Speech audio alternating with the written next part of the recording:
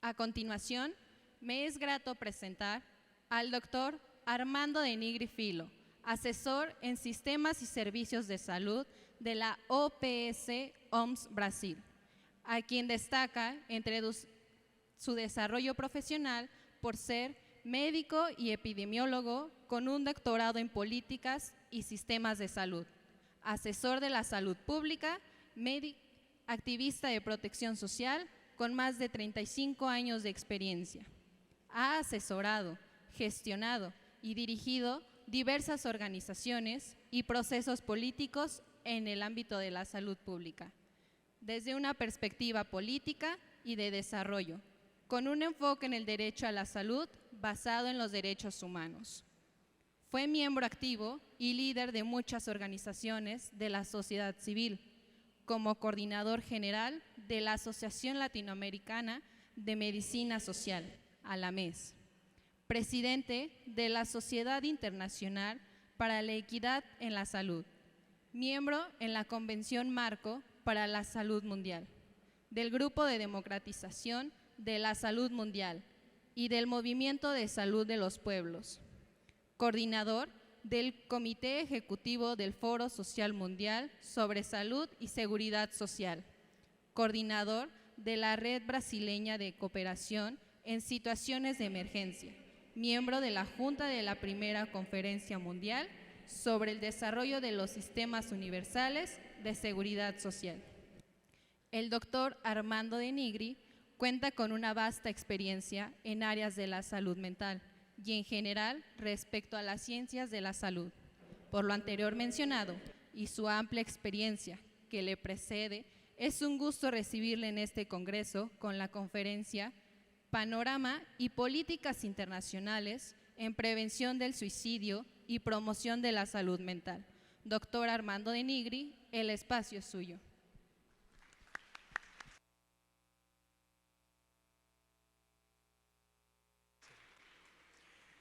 Bueno, muy bien. De vuelta, otra vez, buenos días, buenas tardes. Yo, la verdad, cuando me preguntaron si quería usar algún tipo de proyección, dije que no, porque creo que uno de los problemas de nuestro tiempo es que tenemos una comunicación siempre muy dispersiva, ¿cierto? Y entre palabras, imágenes y todo, y además mirando todo el tiempo nuestros teléfonos, no tomamos mucho en cuenta lo que está uno diciendo. Y creo que eso nos genera siempre una distancia, ¿no?, entre lo que estamos escuchando y de verdad lo que estamos entendiendo o procesando como algo que podemos incorporar en nuestras vidas. Yo lo que quiero plantearles, más que una presentación, por lo tanto, formal, es más bien una invitación a la reflexión sobre la complejidad de los temas que nos invitan a este congreso, ¿no? En primer lugar, me permitirán abordar el tema de la salud mental de una forma general, para después hacer consideraciones sobre el tema de los suicidios. Y yo quiero empezar invitándoles a considerar la complejidad en que vivimos, ¿cierto? Y que frecuentemente nos rebasa. O sea, tenemos una dificultad de poder representar y entender esta vida que tenemos, ¿no?, que parece ser una carrera insana en dirección a nuestro fin. O sea, mi deseo más secreto y profundo es que la vida pudiera transcurrir más lentamente, ¿cierto? Y lamentablemente creo que lo que nos generó la vida moderna, y sobre todo en las últimas décadas, es una vida acelerada. Hay un filósofo surcoreano que dice que somos la sociedad del cansancio en el sentido de la exhaustión, de que pasamos todo el tiempo exhaustos, corriendo detrás del tiempo que se nos escapa, y con una ilusión de que si somos muy productivos, vamos a acumular tiempo para después disfrutar de él, lo que evidentemente es una cosa irracional, porque el tiempo se nos pasa y se termina, ¿cierto? Además, hay unas malas noticias. Yo tengo 61 años y mi expectativa era que fuera adulto mayor a los 65 y ahora rebajaron para 60, o sea, ya soy adulto mayor, pues. Y estas categorías simbólicas se relacionan a lo real también en la manera como nuestra sociedad va compactando un conjunto de procesos vitales, ¿cierto? Entonces, una primera cuestión que me parece importante que pudiéramos hacer una reflexión aquí todos y todas juntos y juntas es que ¿qué tiempo es en que vivimos, no? Porque lo real de nuestras vidas tiene que ser el primer objeto de nuestra reflexión para poder entender cómo está, ¿cierto? Nuestra salud mental no es simplemente un fenómeno del espíritu, algo que inventamos en nuestra mente, es algo que refleja la vida material concreta en que estamos insertos hoy. Tal vez más que nunca en la historia de la humanidad, lo que tenemos dominando nuestro cotidiano es la incertidumbre, el miedo, el aislamiento, la soledad, la amenaza frente a esta incertidumbre y este miedo, la amenaza constante de no saber qué nos va a pasar mañana. Pero lo más terrible de eso es que esta condición de incertidumbre es creada y cultivada por esta sociedad en que vivimos en escala global.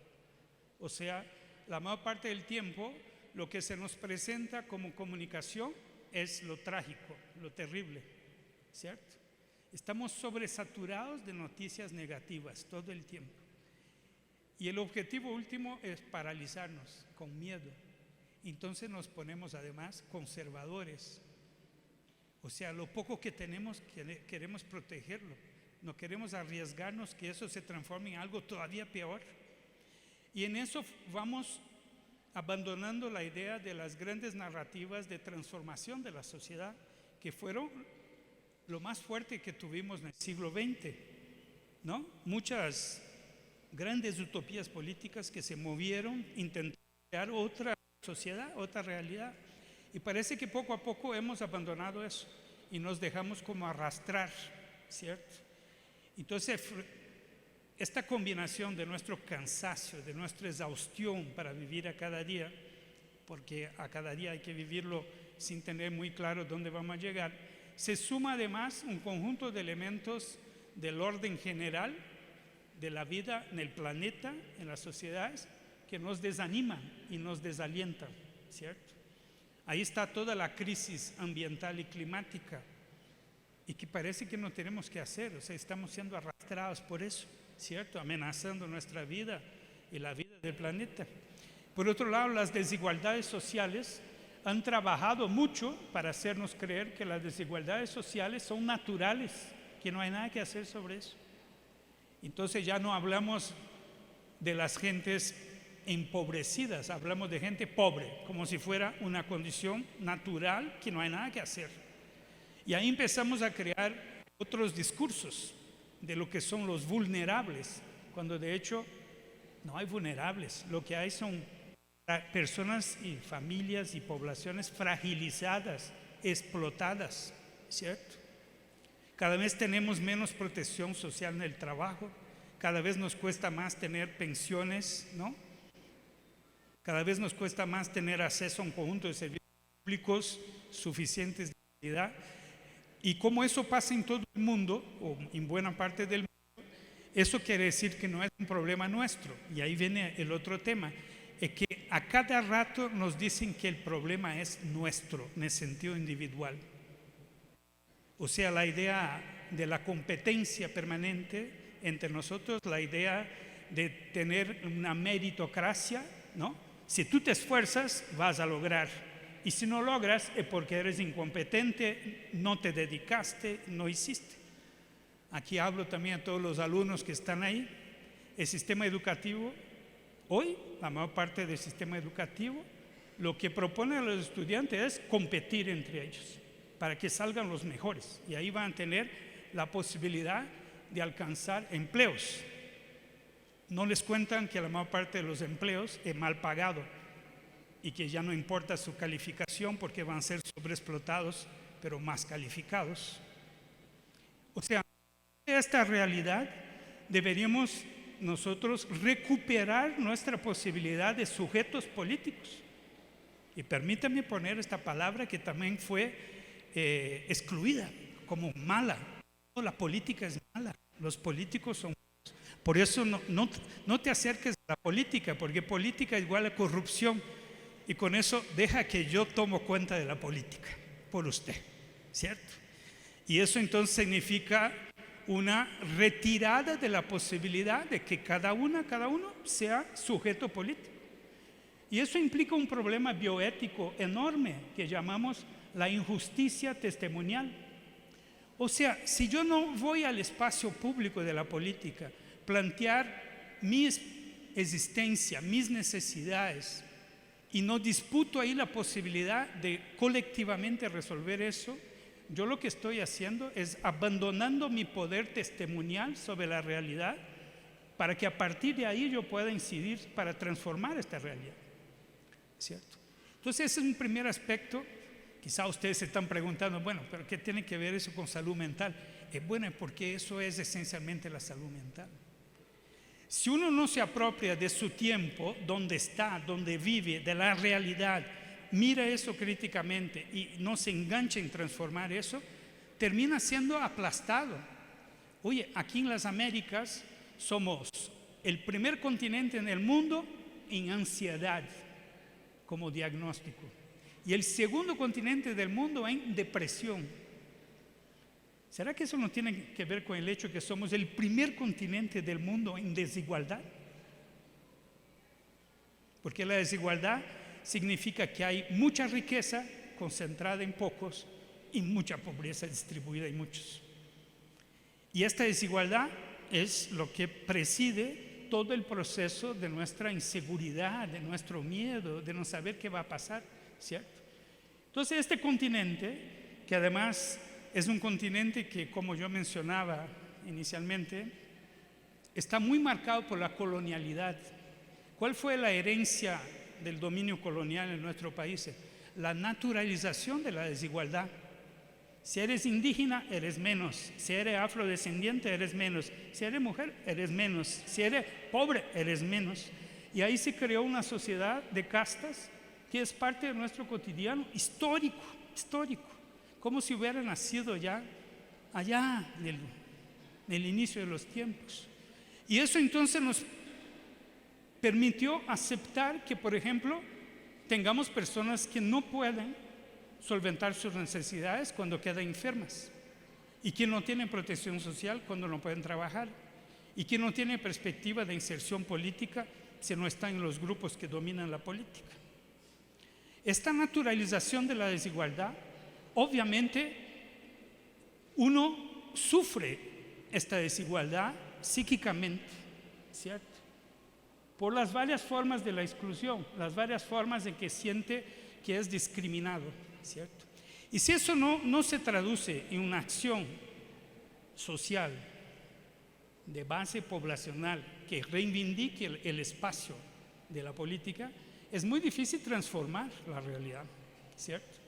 Entonces ahí hay un elemento que es una patología social, que es la enajenación, la alienación, en que yo me alejo de la realidad y trato de recogerme a los espacios donde me siento más protegido, que puede ser mirando mi teléfono y relacionándome con un mundo que es artificial, ¿cierto? Porque eso hoy es muy fuerte. El teléfono celular es un instrumento de dominación. Fíjense qué paradoja. Lo que debería ser un instrumento de comunicación, de conocer otras realidades, de conectar con otras gentes, eso termina absorbiéndonos. Y ya los niños empiezan a desconocer la realidad y solo relacionarse con lo que está en la pantalla. Eso es tremendo. Y uno podría fácilmente decir que ese es un problema de salud mental, porque es una forma de alienarse a la realidad, pero no es una forma ingenua. O sea, las redes sociales, los mensajes que circulan, ¿no?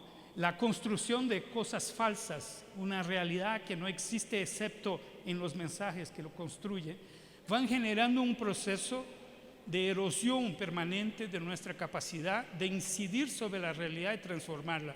Nos van paralizando. Y es increíble, ¿no? Porque cuando surgió la web, la internet, ¿no? La promesa era, ahora todos van a poder tener la información, vamos a transparentar todo, vamos a tener poder por la información que antes estaba controlada por quien tenía los grandes periódicos, ¿no? Impresos, las cadenas de televisión que controlaban lo que pensábamos. Pero no, esta promesa hoy sabemos que es peor que lo anterior. Hasta tengo añoranza de la televisión, de los periódicos, pues, como medio de dominación, porque ahora es todo automático. En cuanto yo hablo aquí, alguien puede mandar un mensaje diciendo, no, este tipo es muy peligroso, no ponga atención a lo que está diciendo. Y enseguida ustedes se ponen ya preguntándose, ¿será que es verdad? ¿Quién está diciendo eso? Uno dice, 2, 3, 4, 5 han dicho, porque así funciona, y ya eso pasa a ser verdad. Decía una vieja señora allá de un estado de mi país, de Brasil, ella decía, cualquier rumor que quede más de 7 días circulando es por definición verdad, decía. Y es un poco eso que pasa ahora. Pero además es una cosa continua, ¿no? Una cosa continua. Y los algoritmos leen y dicen, vamos a mandar este mensaje, vamos a poner este site, porque esta persona es más proclive a interesarse por eso. Vamos a capturarlo mediante los teléfonos, los mensajes. ¿Eso no es un problema de salud mental? Eso es un problema de salud mental. Y reivindicar nuestra capacidad de controlar la realidad de otra forma pasa por asociarnos. Cuando se habla aquí del tema comunitario, ¿no? Del tema de la colectividad, no lo entiendan solo de una forma sencilla de creer en servicios comunitarios de salud mental. Lo esencial es cómo nos conectamos en comunidades en que compartimos formas de representar y enfrentar la realidad para transformarla para que sea una realidad más solidaria, más humana, ¿no? Que nos conecte, que salgamos del individualismo, de la meritocracia, a una idea colectiva de crear valores compartidos y expresiones de políticas públicas que nos beneficien, ¿no? Como poblaciones. Y ahí el sentido de esta disputa es el enfrentamiento a la desigualdad, tan naturalizada, como he dicho, en nuestras sociedades. Por eso cuando hablaba del sufrimiento psíquico, hombre, ¿cómo no vamos a sufrir? Solo si tenemos una lobotomía que nos elimina, ¿no? La capacidad de sentir, porque la realidad objetiva en que vivimos es una realidad muy dura de enfrentarse, ¿cierto? Y claro, yo puedo ignorar el sufrimiento del otro, yo puedo ignorar la desigualdad, pero eso me va a tocar siempre, independiente de si estoy o no en mayor posición de fragilidad o desigualdad, porque vivo en sociedad finalmente. Entonces la gente que tiene más condiciones económicas se va a buscar proteger, por ejemplo, contra el miedo a la violencia, y va a vivir cada vez más aislados, ¿no? Y los que están más desprotegidos van a vivir con el miedo cotidiano de poder ser víctima de esta violencia de una forma mucho más concreta, todo el tiempo. Pero ahí entra el objetivo y lo subjetivo. O sea, yo empiezo a tener miedo aunque esté totalmente protegido. Y eso es sufrimiento psíquico. Y cuando vamos a la juventud, una juventud que mira hacia el futuro y no hay futuro.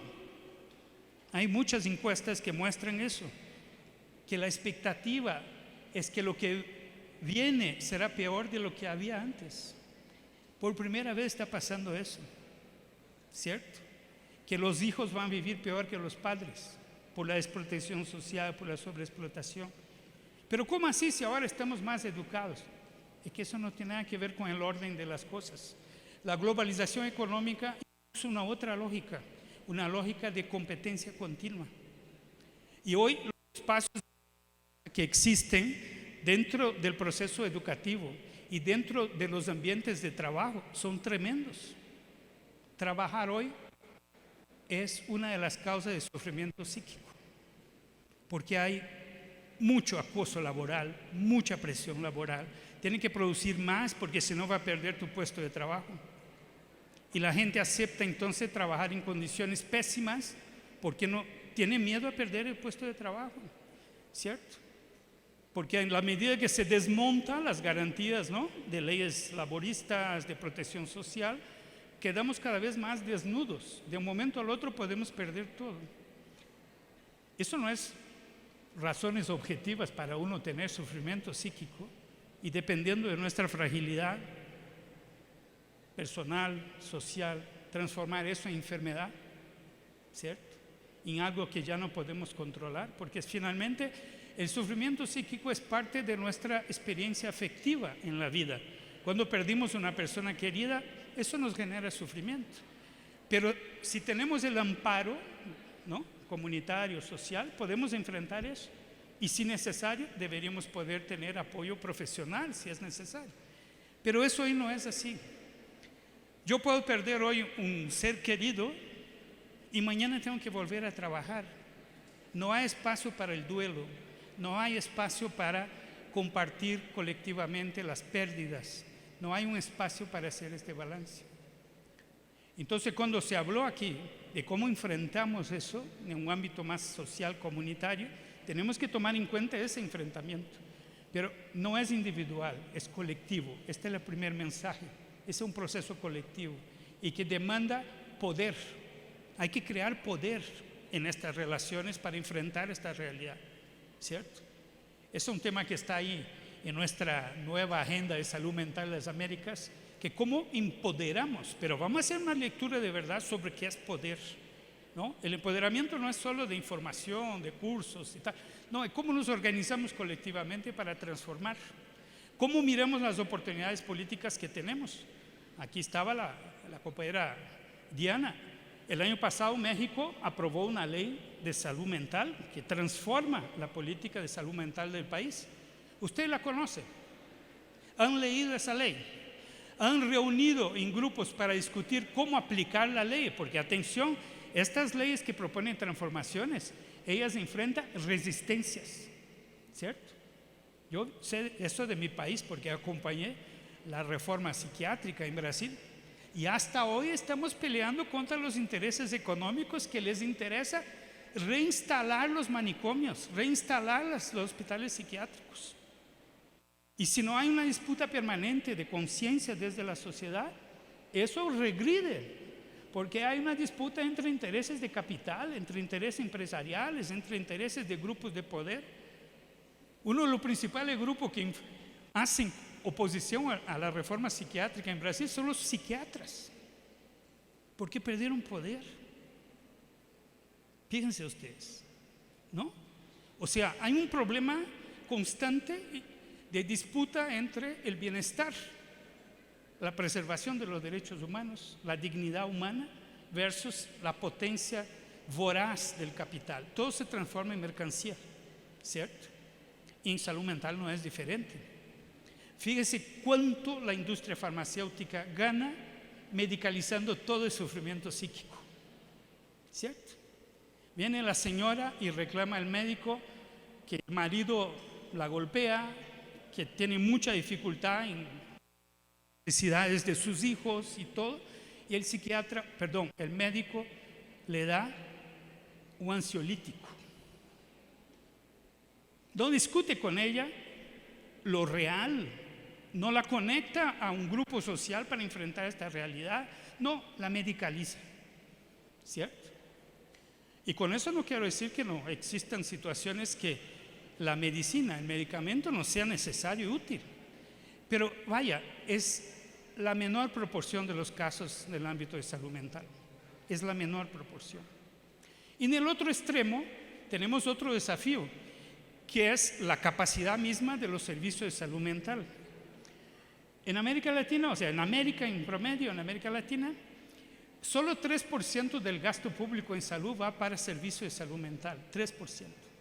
Cuando los estudios poblacionales hablan que a cada momento, en promedio, por lo menos 18 a 20% de la población necesitaría algún tipo de servicio de salud mental. La mayor parte de apoyos, ¿no?, inmediatos y tal, no necesariamente con especialistas, hasta situaciones que necesitan servicios especializados, hospitalizaciones cortas, ¿no?, clínicas de apoyo ambulatorio. O sea, con todo eso, más o menos 20% estaría necesitado a cada momento de alguna atención. Y nosotros gastamos 3%. Y cuando aplicamos políticas de cambio, como vimos en este informe de OPS de este año, no logramos materializar los servicios. Desde 1990 se firmó un pacto, que incluso México lo firmó, el Pacto de Caracas, 1990, que estableció una política, líneas de política de salud mental. Y ya se hablaba de cerrar los manicomios, abrir camas, ¿no?, psiquiátricas en hospitales generales, crear servicios comunitarios, otras estrategias y tal, desde 1990. Y no logramos, en América Latina no logramos, no aumentamos estas estructuras de forma significativa. Incluso en países como Brasil, que hizo su reforma psiquiátrica en 2003, 20 años. Y hasta hoy tenemos insuficiencia de servicios comunitarios. Y por detrás de eso yo diría que hay un otro problema que no terminamos de resolver, que es la forma discriminatoria con que lidiamos con el tema de la salud mental, ¿cierto? Formas de prejuicio, que finalmente son formas de miedo, ¿cierto? Tenemos miedo a los enfermos mentales. Tenemos miedo a una persona que súbitamente cambia de comportamiento. Tenemos miedo a los que son drogadictos. Tenemos miedo, o sea, porque lo diferente nos amedrenta, ¿sí? Y ahí tenemos que empezar a mirar eso de una forma menos moralista de un lado y más comprensiva de la naturaleza de lo que estamos lidiando. Cualquier uno de nosotros puede en algún momento, por innumerables razones, tener cambios súbitos de percepción y de comportamiento. A veces eso tiene que ver con contaminación ambiental, intoxicación, agentes ambientales, intoxicaciones por metales, por solventes, por cosas que están cada vez más presentes, ¿cierto? Por otro lado, podemos tener, sobre todo en la medida que nos ponemos más viejitos, afectaciones en el uso de medicamentos que nos producen cuadros de alteración de comportamiento, de percepción, derivadas de nuestra ya reducida capacidad de filtrar los medicamentos. Entonces nos intoxicamos con los medicamentos, ¿cierto? Entonces hay que ajustar muy bien las dosis, monitorear eso. Por otro lado, tenemos fuertes impactos emocionales que pueden hacernos realmente perder nuestras cabalidades, ¿no?, nuestras habilidades cotidianas. Todo eso mezclado y además teniendo en cuenta una visión entonces menos moralista sobre las adicciones, que quiero invitarles a eso también. Oye, hablemos seriamente sobre este tema, ¿no? México, tal vez uno de los países que más sufrió la guerra contra las drogas, ¿cierto? Tuvimos que albergar en este país la guerra que propuso Estados Unidos contra las drogas, siendo Estados Unidos el principal mercado consumidor de drogas. Uno diría, el problema está allá, no está acá. Pero acá se pagó un precio y se sigue pagando un precio altísimo en la sociedad, ¿cierto? En toda América Latina eso es un problema. Si ustedes acompañan las noticias, ¿no?, cada vez más. Entonces uno se pregunta, y como yo mencionaba en la apertura, ¿en qué momento empezamos a ser moralistas sobre el uso de drogas que alteran nuestra percepción de la realidad? Porque eso está en las culturas, todas, desde siempre. Los rituales, las formas de comunicarse con los antepasados, con el inframundo, con el universo. Eso era como una extensión de nuestras capacidades, ¿no?, humanas.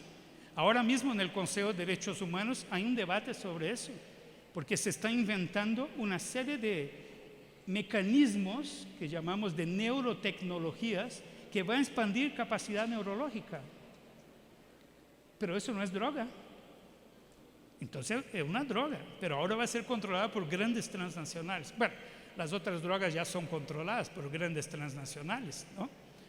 Porque vaya, ¿ustedes creen que estos muchachos que mueren acribillados en los confrontos con las fuerzas del orden, eso es el narcotráfico? No, el narcotráfico está en el mercado financiero internacional, donde se blanquea toda la plata del narcotráfico, de todas las actividades criminales, y eso después vuelve a nuestros países con préstamos condicionados, que hoy están estrangulando los gobiernos, reduciendo la capacidad de inversión pública. Es un circuito perfecto, ¿cierto? Por eso se hace la guerra contra las drogas, pero no contra el mercado del tráfico, porque eso está ahí, protegido, ¿cierto? Y nosotros acá abajo en la sociedad, tratando el tema moralísticamente. ¿Cómo es? No vamos a ganar eso nunca. Yo me permito, y eso no es un discurso oficial de OPS, es mío, yo me permito decir que deberíamos discutir muy seriamente la legalización de todas las drogas y dejar de ser tan cínicos. Porque incluso en este documento 2023 de OPS, de la nueva agenda, no se mencionan las drogas ilícitas. Solo se menciona la droga que tiene más impacto en salud mental, que es el alcohol, que es legalísimo, que está por todo lado, que tiene propaganda, ¿no? Que tiene grandes fondos de caridad, que hacen promoción de eventos deportivos. Es de un cinismo total. Entonces, este es un buen ejemplo de algo que deberíamos mirar menos moralmente, entre comillas, y mirarlo a partir de la realidad. Si yo legalizo todas las adicciones, el consumo de drogas y su comercio, yo tengo una posibilidad de hacer control público sobre eso. Porque hoy eso está por todo lado. En los países de América Latina, si sacamos los recursos que están vinculados al narcotráfico y otras actividades delincuenciales asociadas, cortamos en casi 45% las economías de los países, las economías reales. ¿Ustedes se dan cuenta qué significa eso? Es mucha plata en todo lado. Se blanquea y se aplica en todo lado. Y se compra todas las autoridades que se necesite comprar. Y mantenemos la sociedad tratando ahora de criminalizar los que consumen finalmente, ¿no?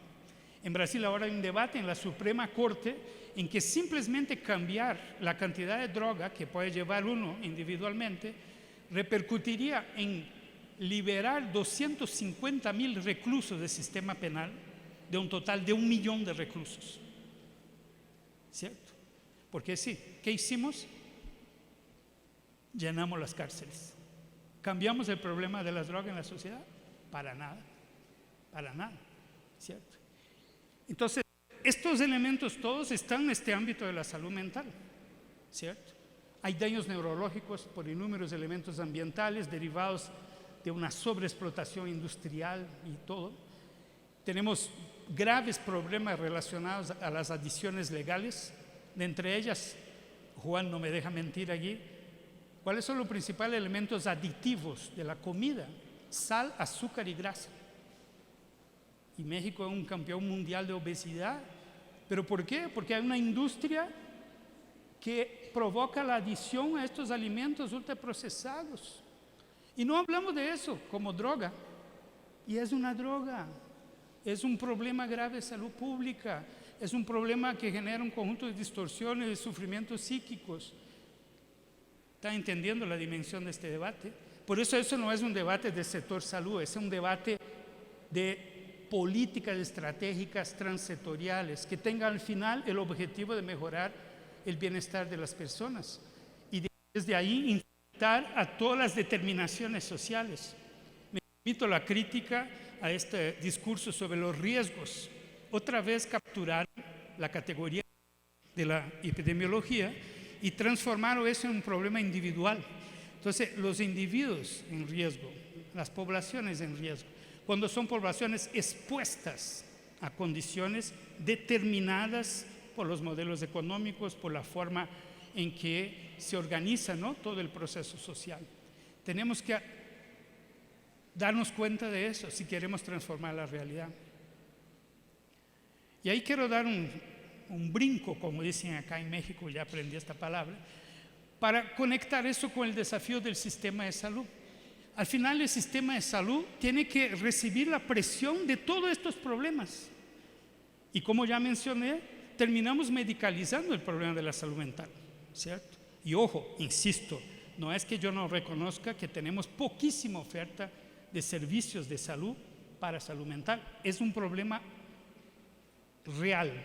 Tenemos que replantear, sobre todo en modalidades de atención de base comunitaria, mucho más cercano, ¿no?, a las personas y todo, con todo este enorme problema que es el envejecimiento de la población, las enfermedades senilizantes, la pérdida de capacidades y todo, que es mucho sufrimiento psíquico y después mucha dependencia, que hay que crear soluciones sociales para eso, con el financiamiento adecuado de políticas públicas y no de iniciativas privadas que solo algunos podrán pagar. Entonces en eso yo mencionaba, México está en una posición muy interesante, está tratando de avanzar, pero no podrá hacer eso si no hay un cuerpo social colectivo que entienda lo que se está procurando hacer y que enfrente las dificultades que eso implica como transformación, porque hay mucha reacción contra políticas que quieran universalizar la atención a la salud y por ende ampliar la capacidad de respuesta también en salud mental. Hay mucha resistencia, muchísima, porque para avanzar en eso hay que transformar todo el tema de la matriz tributaria. ¿Cuánto me falta ahí? Para mí tienen que mostrar. Es para mí, no para ellos. 10 minutos para que no así. Bueno, entonces hay todo un tema de matriz tributaria, por ejemplo. Y cada vez que un gobierno habla, vamos a reformar los tributos, inmediatamente se desarrolla en la sociedad una resistencia. Paradójicamente, incluso por aquellos que más pagan tributos. ¿Que son quién? Los más empobrecidos. Porque la mayor parte de los tributos de nuestros países vienen de impuestos indirectos. El impuesto que yo pago al consumir, a comprar ahí el taco, a comprar la torta, ahí hay un impuesto, ¿cierto? Y yo pago eso independiente de cuánto yo gane. Cuanto más yo gano, menos impuesto pago, paradójicamente, en nuestro país. Y eso ha sido una construcción histórica. Y cada vez que un gobierno intenta discutir eso, los medios de comunicación caen matando y la sociedad dice, sí, no queremos pagar más impuestos porque después la corrupción lleva el dinero. Caemos en este cuento, pero con este cuento no tenemos recursos para financiar servicios públicos adecuados.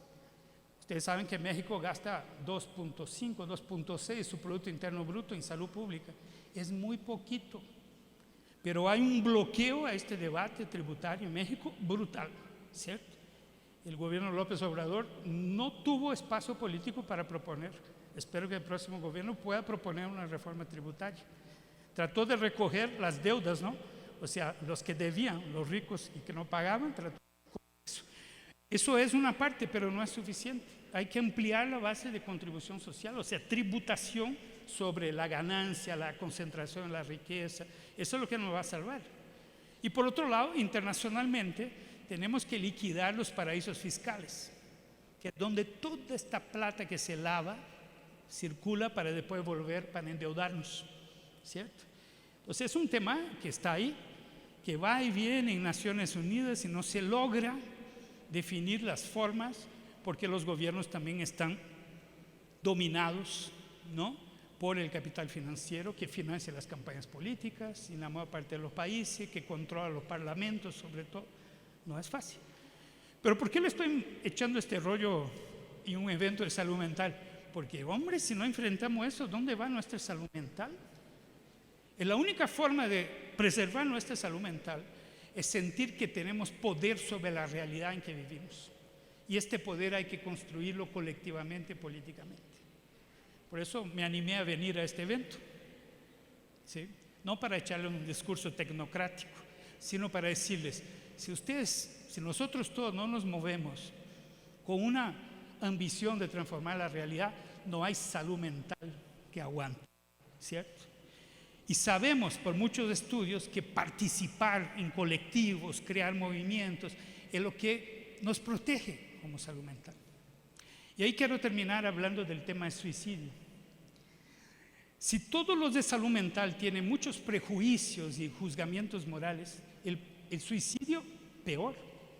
Ustedes saben muy bien que el suicidio es una condición que la misma iglesia dice, si es suicida no puede enterrarse en el Camposanto. Esa es una tradición. Bueno, ahora ya no tanto, pero era así muy fuerte, ¿no?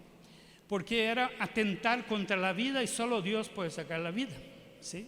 Bueno, yo entiendo que esa es una discusión muy profunda y muy compleja, pero el suicidio que nosotros tenemos que enfrentar es este suicidio del desamparo, el suicidio de la desesperanza, esta percepción de que no tengo salida en mi vida y quiero abreviar esta vida porque si es para sufrir indefinidamente no lo quiero.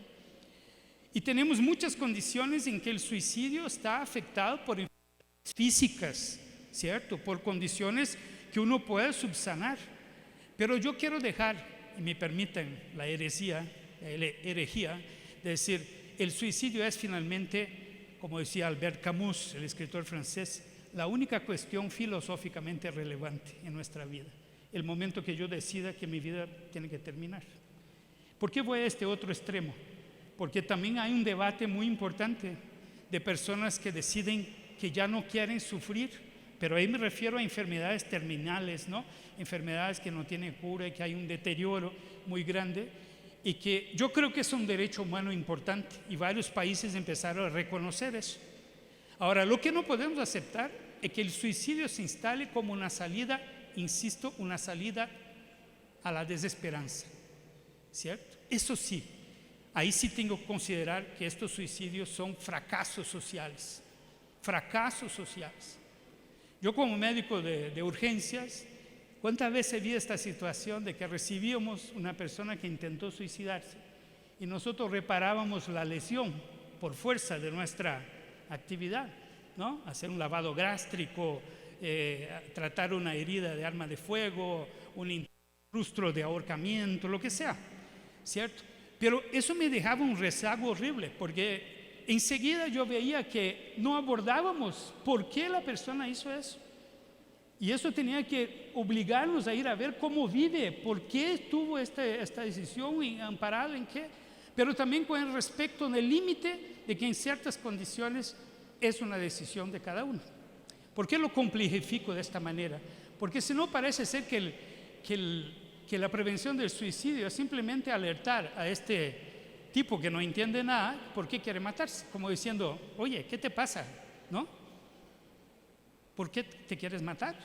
Y ahí me recuerdo de mi formación en Francia, en los servicios de ambulancia en Francia, en que fuimos a un niño de 9 años que había tomado todas las pastillas de soníferos de su madre. Y el colega francés que estaba conmigo preguntó a él, oye niño, ¿qué te pasó? ¿Te equivocaste? ¿Pensaste que era gulosinas y tal?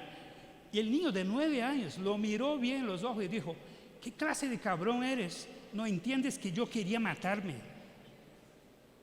Miren la brutalidad de eso, ¿sí? O sea, hay una cosa ahí muy fuerte en este tema del suicidio que me conecta a todo lo anterior que les decía, es que la vida puede ser a veces insoportable, ¿cierto? Y eso tiene varios momentos a lo largo de la vida que pueden instalarse. Primero, prevenir el suicidio es fortalecer estos vínculos, ¿no?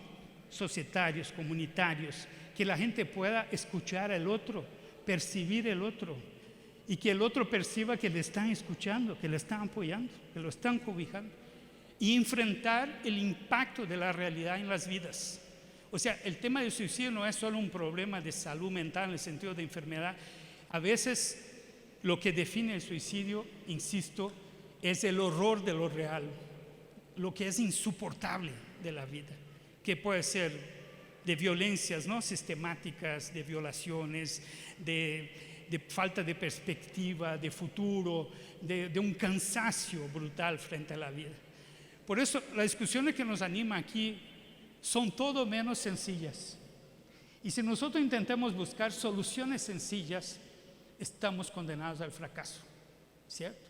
Porque el tema del suicidio en nuestras sociedades hoy es un signo, es un síntoma de un profundo sufrimiento societario derivado de la desigualdad y que se refleja en las vidas individuales por este signo del desamparo, ¿cierto? Enfrentar eso, la desigualdad y el desamparo, es una tarea colectiva y es una tarea política, social, de profundidad. Si separamos el tema del suicidio y empezamos a creerlo como un problema clínico, aislado, y ojo, no estoy diciendo que no existen elementos clínicos en los casos, pero si no entendemos eso como un fenómeno que está creciendo, no es una suba de casos individuales, es un fenómeno social. Si no lo entendemos así, estamos condenados al fracaso en la intervención que queremos hacer, ¿cierto? Entonces, eso es lo que quería dejarles como mensaje, y que estos eventos que nos permiten encontrarnos, hablar, escucharnos, esperando que ustedes después hablen entre ustedes y traguen y cuestionen y digan, no, este tipo viene, me dice un montón de boberías y tal, pero que discutan eso, que eso los mueva, que eso los saque del lugar donde estamos, ¿no? Y empecemos a mirarnos de una forma mucho más cercana.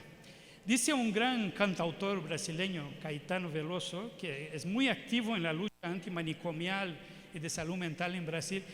Hay una música de él que dice lo siguiente: de cerca nadie es normal. Y necesitamos esta cercanía para entender que somos diferentes y desde ahí poder actuar en favor de todos y todas. Muchas gracias.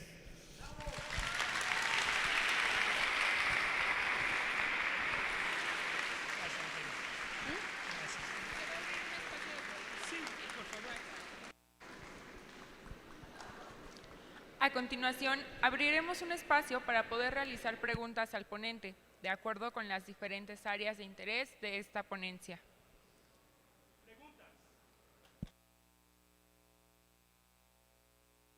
Lo que ustedes quieran, comentarios, críticas, preguntas. A ver, señora, creo que tendrá que acercarse aquí por el micrófono. Los que quieran hablar, acérquense acá para agilizar aquí las intervenciones. Ahí está. Bueno, muy bien. Gracias. Trabajo en la línea de la vida. Atendemos adicciones y suicidios también. El planteamiento es desde la atención que damos y desde la desesperanza que oímos en las familias. Efectivamente se está dando una reforma a nivel del tratamiento y de la forma de abordar el suicidio. Mi pregunta básica es: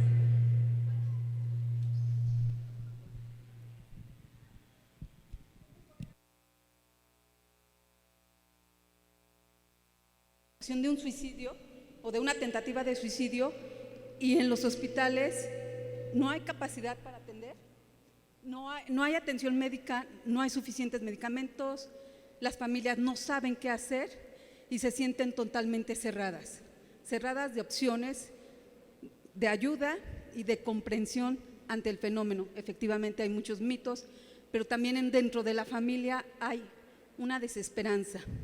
Y si llegan al hospital y le dicen, si él no quiere el tratamiento, no lo podemos recibir, ¿qué vamos a hacer? ¿Qué podemos decirle a las familias?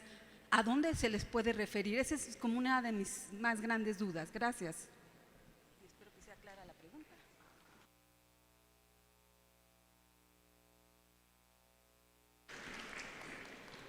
Voy a como unas 3 intervenciones y ahí comento para darle curso. Muchas gracias por darme la palabra.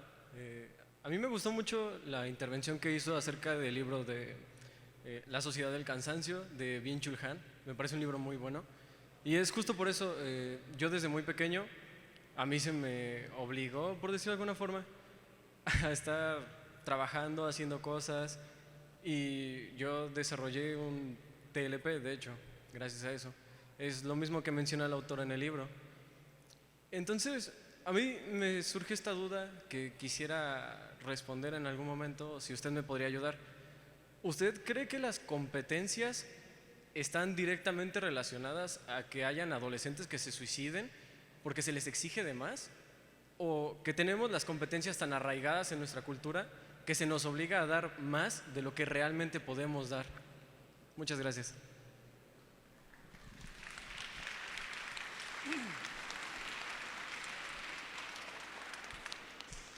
Hola a todos, buenas tardes.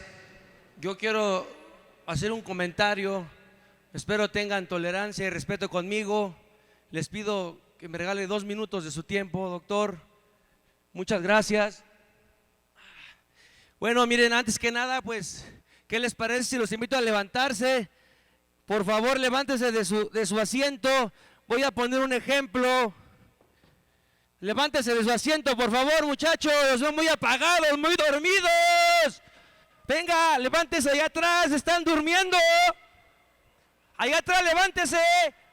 Todo el mundo vamos a brincar 2 tiempos. ¿Listos? ¡Fuera! Muévase, muévase. Todo el mundo muévase. Actívese, que fluya la buena energía. Que fluya la buena energía, muchachos. Venga. Que fluya la buena energía. Ahí. 10 segundos. Eso. Ahí les va. Por favor, parados. A mí me enseñó mi abuelo. Mi abuelo no tenía estudios. Me decía que no me preocupara, que me ocupara. Y me ponía el siguiente ejemplo. Que si yo quería llegar a esa silla era la meta en la que yo quería estar. Y que para poder llegar a ella, iba a tener malas, buenas, muy malas, pésimas y excelentes. Y que en el momento en que sintiera que ya no podía, en la noche llegara, durmiera, al otro día me bañara, comiera y continuara con la meta. ¿Qué quiero decir con esto? Que los suicidios se evitarían si cada uno de nosotros tuviéramos una meta, un sueño, un objetivo que perseguir. A mí luego me preguntan, ¿para qué trabajas tanto? De todos modos te vas a morir. Y yo les digo, espérate, yo todavía no me puedo morir, porque todavía no grabo una película, todavía no escribo un libro, todavía no tengo un gimnasio de box con estas instalaciones, todavía no me puedo morir. Yo pienso que la gente que se suicida son aquellos que no tienen un objetivo, una meta que perseguir. Hoy, doctor, con todo el respeto, captar la atención de los jóvenes debe ser más rápida, más dinámica. Los años 90 y 2000, donde aprendíamos hablando, ya se perdió. Hoy tenemos que ser más dinámicos, señores. Entonces, ahí está la respuesta, allá atrás. Muchachos, ustedes que están estudiando aquí deben de poner el ejemplo. Debemos ser más dinámicos, más activos. Les voy a hacer una pregunta. ¿Qué pasa con el agua que no circula?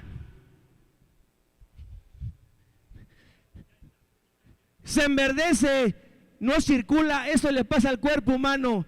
Entonces, ya por último, hay que moverse, hay que activarse, hay que tener una meta, un objetivo, y créame que no se preocupe, ocúpese, y esa es una herramienta, un punto por el cual el suicidio se puede evitar. Doctor, muchas gracias, y por una vida sana, ¡box, señores! Gracias, doctor, disculpe.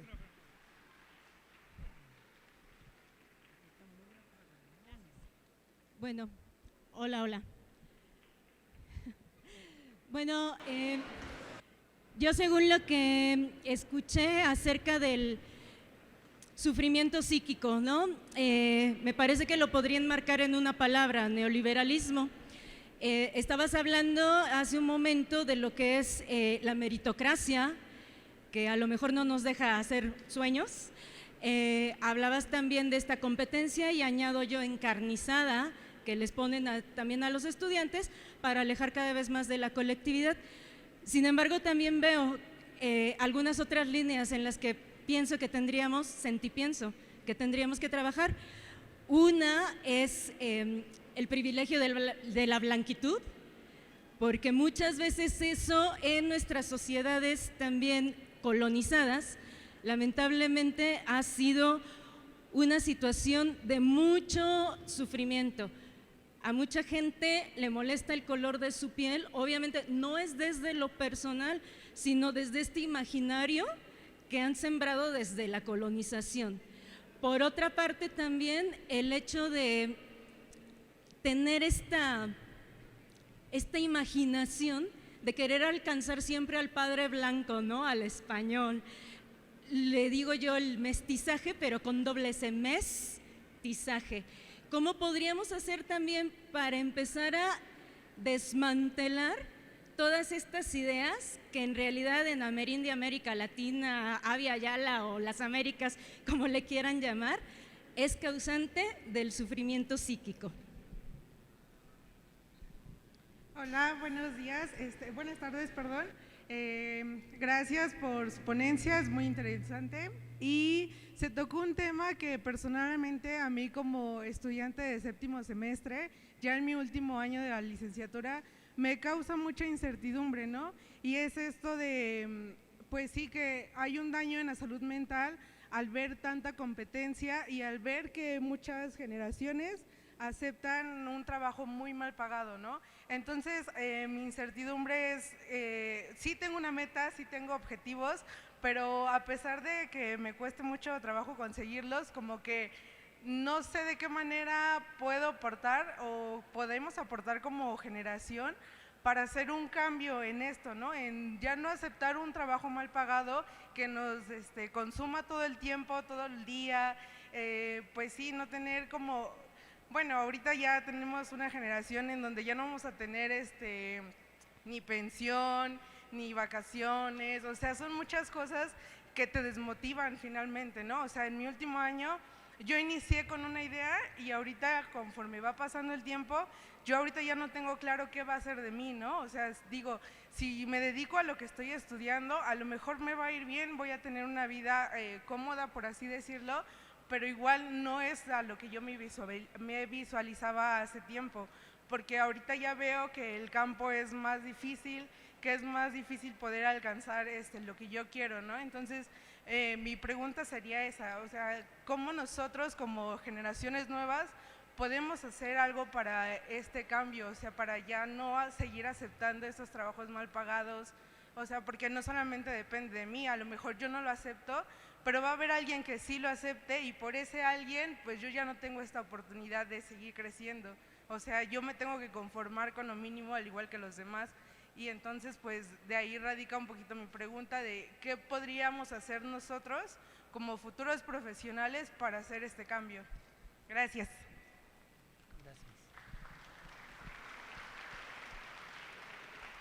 Buenas tardes, muchas gracias por su ponencia, estuvo muy interesante, muy buena. Yo quiero compartir que a la edad de 11 años yo generé matarme. ¿Sí? Yo me quería matar lanzándome de un puente. Después, a la edad de 33 años aproximadamente, generé otra vez suicidarme, ¿sí? Pero pues aquí estoy todavía. Mi pregunta es muy sencilla. ¿Qué le digo a una persona que me llama en este momento y me dice, ¿qué crees? Me voy a matar. Pero esa persona que me llama y que me dice me voy a matar es mi mejor amigo. ¿Qué le diría? Eso es todo, gracias.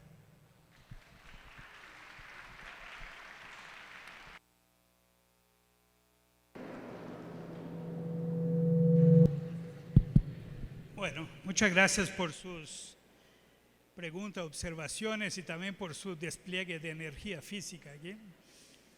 Porque creo que todos son elementos que al final tenemos que poder ponerlo en perspectiva, ¿no? E integrarlos.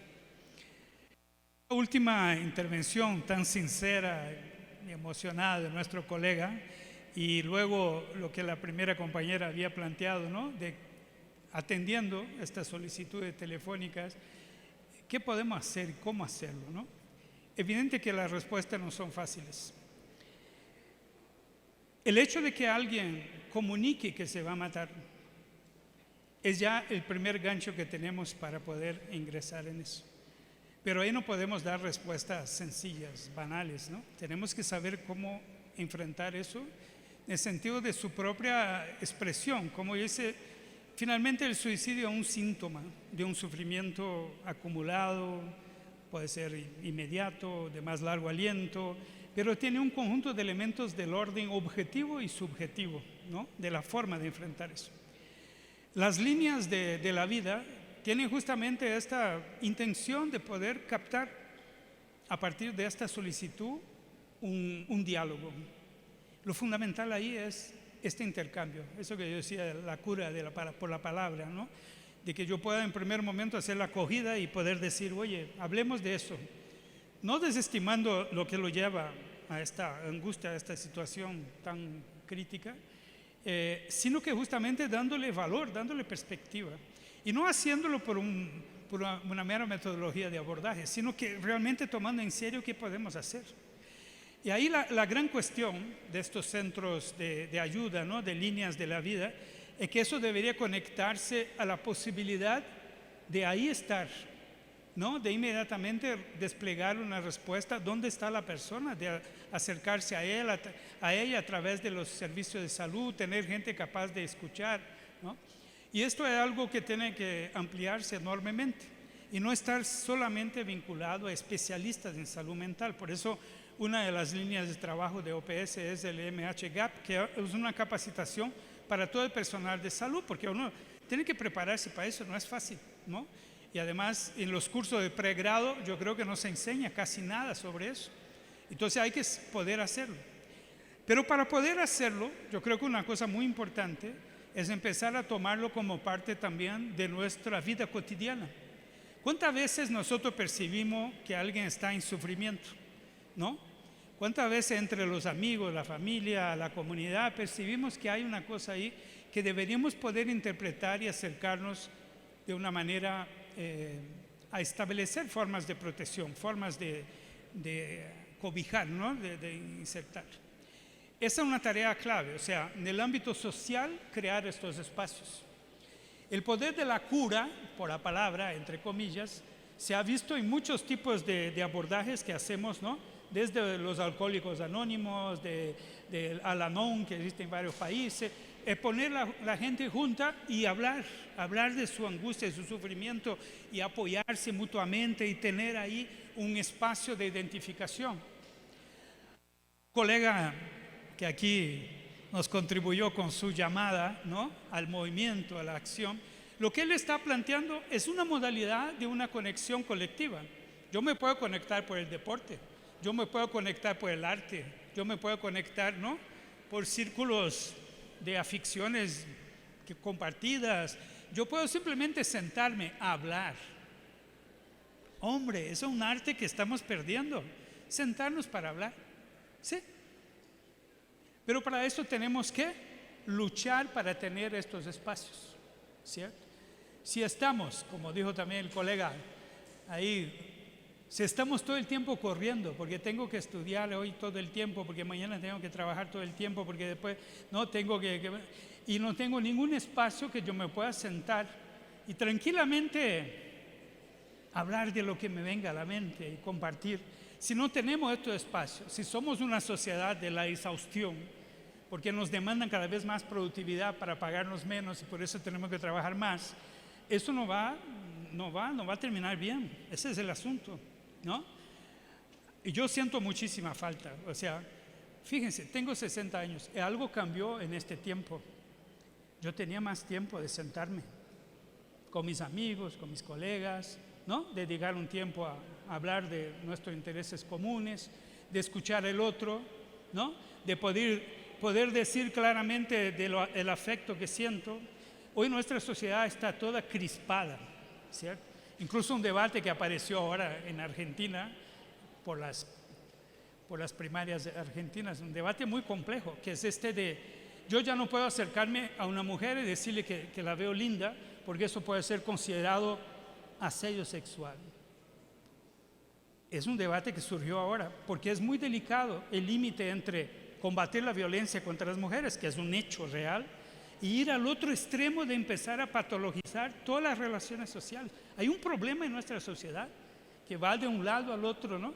Entonces, ¿cómo curar eso? Bueno, o enfrentarlo, empezar a hablar más, saber hablar entre nosotros, saber hablar entre hombres, mujeres, adultos mayores, jóvenes, ¿no? Niños, todas las varias identidades, ¿no? Que surgieron en estos años, saber dialogar y escuchar el otro, entender cuál es su visión del mundo, cómo podemos, ¿no?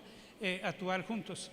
Y eso implica locales de trabajo humanizados de otra manera, ¿cierto? No solo locales de competir entre todos para preservar el empleo, para ser visto por el jefe. Y dentro, aprovechando que muchos son estudiantes, hay que revisar muy profundamente el proceso educativo, ¿cierto? Yo debería, y así me preocupaba en mi época, yo me preocupaba que todos los estudiantes de mi generación lograran formarse adecuadamente, porque me parecía una responsabilidad colectiva. Me interesaba poco ser mejor que otros, me interesaba que todos que estamos formando los médicos, médicas, fueran buenos médicos y médicas. Eso me parecía que era nuestro compromiso colectivo, ¿cierto? Entonces pensar de otra manera, cómo nos incluimos. ¿Y cómo encontramos soluciones para eso? Y hay una preocupación de sus intervenciones, ¿cómo lo hacemos, no? Y ahí la pregunta que hizo la compañera estudiante. Bueno, en primer lugar es justamente creando este ambiente de convergencias colectivas y colaborativas. Yo me pregunto cuánto tiempo usted dedica en la carrera, en la formación, para pensar cómo actuar colectivamente como profesionales, para defender sus intereses y derechos laborales, para discutir el futuro mercado de trabajo, para discutir su relevancia social, para discutir la ética de lo que están haciendo, para discutir la historia ética de su profesión. No dedicamos tiempo a eso, no dedicamos tiempo a eso, lamentablemente. Y después lanzamos individuos a enfrentar la jungla del mercado de trabajo, de los sistemas de salud, ¿no? Y particularmente las profesiones de salud son máquinas de moler carne. Es terrible, son de una explotación brutal. Eso estoy hablando mucho con mis colegas acá en México y lo decimos en Brasil. Dice, bueno, un profesional de la salud debería tener un puesto de trabajo, estar en una institución, ser bien pagado para cuidar de sus deberes, cuidar de sus pacientes, contribuir ahí. Como hacen varios sistemas europeos y otros que en su momento lograron hacerlo y están ahí defendiendo hasta hoy los ataques neoliberales contra eso. Pero si yo soy un profesional de la salud, que tengo que tener calidad en mi trabajo, yo no puedo hacer una guardia de 24 horas hoy y cuando termine voy a otro puesto de trabajo a hacer otra guardia de 24 horas. Usted no me va a convencer que eso va a ser buen trabajo, no va a ser trabajo hecho adecuadamente, no es posible. Pero aceptamos eso, ¿no? Y vamos desde el inicio, desde el periodo formativo, entrando a este azogue que es el mercado de trabajo, ¿cierto? No podemos aceptar eso. Y las instituciones educativas tienen responsabilidad sobre eso. Porque como bien decía la compañera estudiante, tienen que tomar una actitud para poder discutir eso y saber cómo enfrentar esta realidad para transformarla. Si vamos aceptando eso, a los 50 años los cuerpos de enfermería están para jubilarse, porque no aguantan más. Los médicos aguantan un poco más a base de alcohol, de drogas, ¿no? A base de suicidios. Los médicos nos suicidamos mucho más que el promedio de la población. No sé si ustedes saben, ¿cierto? Porque es una cosa devastadora. O sea, tenemos que frenar, tomar la vida con más parsimonia y decir ya. Y eso siempre fue consecuencia de la lucha social. ¿Por qué usted cree que algunos países tienen 36 horas de trabajo semanales? Empleo único, bien remunerado. ¿Fue porque un día alguien le dio la gana de darle eso? No, porque pusieron mucha sangre, mucha lucha social para alcanzar eso. Y nosotros tenemos que hacerlo. Y cierro, yo no voy a responder a todas las dimensiones que ustedes mencionaron porque no es fácil. Y además, la pregunta tiene su propio valor. No es que yo tenga que responder a todo y además no tengo todas las respuestas. Pero quiero terminar con el tema de la colonialidad, porque eso no es cualquier cosa. Es parte de nuestro desafío para proteger nuestra salud mental, saber quiénes somos y no ilusionarnos con ideas falsas. Nosotros somos la mezcla de todas las culturas, las razas en nuestros países. Nosotros somos el resultado de las luchas sociales. Nosotros somos la promesa de poder transformar la realidad. Eso es lo que somos. Pero para eso tenemos que romper lo que naturalizó la desigualdad a lo largo de toda nuestra historia. Y tenemos que ponernos muy claramente en defensa de sociedades mucho más dignas y justas para todas y todos. Y saber quién está en esta dirección para poder sumarnos y apoyar las transformaciones. No es fácil transformar sociedades, pero las sociedades son construcciones humanas, no naturales. Y por eso lo que hoy tenemos se puede transformar y refundar la manera como convivimos y hacemos en cada paso del cotidiano y en cada movimiento que hacemos. Y estén seguros y seguras que eso nos da mucha satisfacción. Si no fuera toda mi vida pasé en luchas sociales. Y eso es lo que me da energía, me da ganas, me da curiosidad.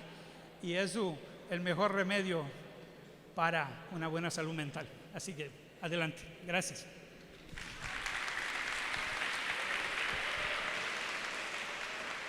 Gracias.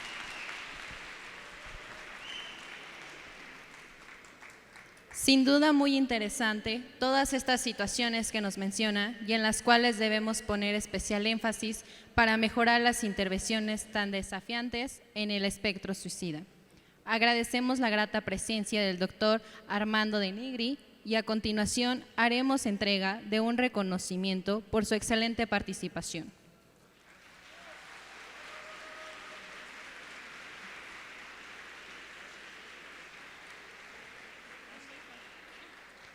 Fundación Prevena, cuidando y pensando en tu salud, Universidad La Salle en Nezahualcóyotl y la Facultad de Psicología de la UNAM otorga el presente reconocimiento al doctor Armando de Nigri Filo por su participación en la conferencia magistral Panorama y Políticas Internacionales en Prevención del Suicidio y Promoción de la Salud Mental en el Tercer Congreso Internacional y Cuarto Simposio Nacional sobre la Prevención del Suicidio y Promoción de la Salud Mental en niñas, niños, adolescentes y grupos vulnerables, llevado a cabo los días 23, 24 y 25 de agosto del 2023.